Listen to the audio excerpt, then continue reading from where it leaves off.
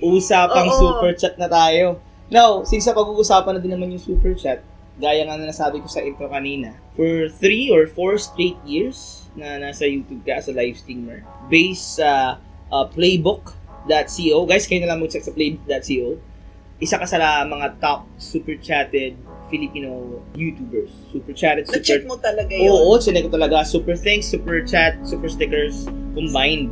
So, tuloy-tuloy yun? And for the, it's top 5, top 6, top 15. For the year 2022, I believe top 6 ka. Or 5, sorry, hindi ako sigurado And the amount is really surprising. Biyaya tayo Pero, on that amount sa playbook.co, yung total amount ng super small. Kasi nga, combine ng super chat, super stickers, at saka super thanks. For the year 2022, so January hanggang December, is 1.22 million. So siguro hindi pa tatanggal ito yung share ni YouTube, pero 1.22 million, so if 70% of 1.22 million, that's around $850 to $900, 900,000 pesos sa isang taon. Diba? Parang mapapasaya. Mayaman na ako! So, in-expect mo ba na ganun kalaki yung makukuha mong supers from your audience? Kasi, to be honest napakahirap makakuha ng supers because it's like, hindi siya donation pero it's like a form of donation na bumibili lang sila ng mga supers na yun para mapansin mo yung comment nila. So, did you expect that you'll be earning a lot from supers? Mula noon, hindi ko kasi akalain talaga na, hindi ko ina-expect na ganun yung reaction ng mga nagsusuper chat sa akin. I don't expect. Hindi, wala. Wala lang. Kasi sa akin, ganun pala kalaki. Hindi mo rin na nanonotice? Ang alam ko lang, malaki yung revenue ko, pero hindi ko alam na ganun kalaki talaga. Based dun sa mga sinasahod ko kasi monthly ako nagsasahod Pero during that time, marami rin magpapangat program Pero hindi sila ka-level mo. Siyempre, grata to.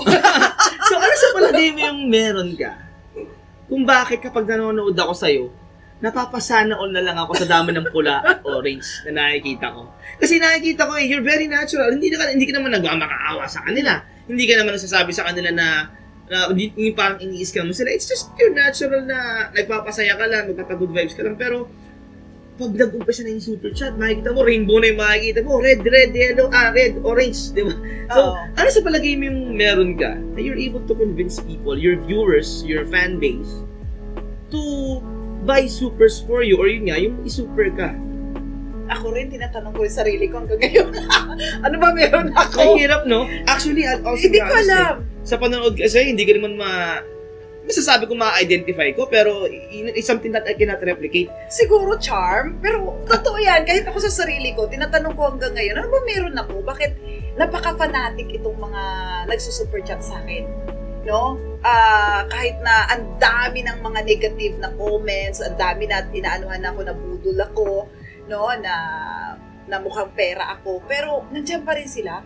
The more na sinasabihan ako ng ganun, the more na mas nagwawala pag sila. binabash ka. Pag binabash ako. Mas nag-exert sila na mas maraming supers para sa'yo, no? Hindi ko alam. As form of support. Oo, hindi ko alam. Hindi ko alam bakit ang gaan-gaan nilang magpabudol sa akin ng kusa. Was there any experience na meron kang mga super chatters na binabawi ka pagdating ng panahon? Nagkaroon ba na ganong instance? Alam mo yung, super chat ka ng marami during that time, and then after like a period of time, nagkaroon kayo ng issue, hindi magkakaunawaan, tapos binabawi ka sa live. Oo, yung sumbat. Parang hindi ko maalala na mayroong gano'n. Kasi masyado kung sa live screen. Sinasabi ko talaga yan, baka mamaya yan, sumbat yung sa akin yan. No, ang madalas na nanumbat sa akin, yung hindi nagsusuper. Yun ang mas sa akin. Bakit yung mga hindi nagsusuper chat, yun ang madalas gumagawa ng issue. May nakikitang mali. Oo, mali. Bakit daw sa akin nagpapalipad? Bakit sa akin nagpapasuper chat? Ganon. Tapos sila yung nagbibigay sa akin ng mga issue na budol daw ako. Hindi naman sila ang binudol ko. Kung sino pa yung hindi ko nabudol, yun ang malakas mang asar. Alam mo, feeling ko yan yung nagustuhan ng mga viewers mo sa'yo on why they keep on sending you supers na ganyan. Because, yun nga, hindi ka patola in a sense na kapag inaasar ka or may mga sasabi sa akin na masasak na salita. You're just transparent na sinasabi mo sa kanila na, sige, ganyan. Ay, hindi totoo yan. Bakit mo ko sinabihan ganyan? Hindi naman ganito. Hindi eh. Sabi ko, oo. Ito yung sinasabi ko guys na kapag sometimes pag may namabasa sa'yo at ayaw mo ipagtanggol yung sarili mo, yung mga viewers mo at supporters mo magtatanggol para sa'yo. Si Team AAY, ang sabi niya sa akin, mag-live ka. Nag-live ako. 9 lang yung viewers ko. At saka parang 7 minutes lang yun. Nakapag-revenue ako ng $200. Wow. Team AAY, sana all. Sabi niya sa akin, siya pa yung namilit na mag-live ka. Oo, mag-live ka ngayon. Sabi niya, madaming grata, mag-live ka ngayon. Di nag-live ako. Sabi ko, bakit kaya? Tapos, ayun, pag-live ko, siyam lang yung viewers ko. In 7 minutes, $200. Tapos nag-end na ako kaagad. $200 na! Kota na. Alright. To watch the full interview with Ms. Ingrata de Ortiz, i-click ang end card na ito or i-search ang Pinoy Creator Spotlight sa mga major podcast platforms. Enjoy!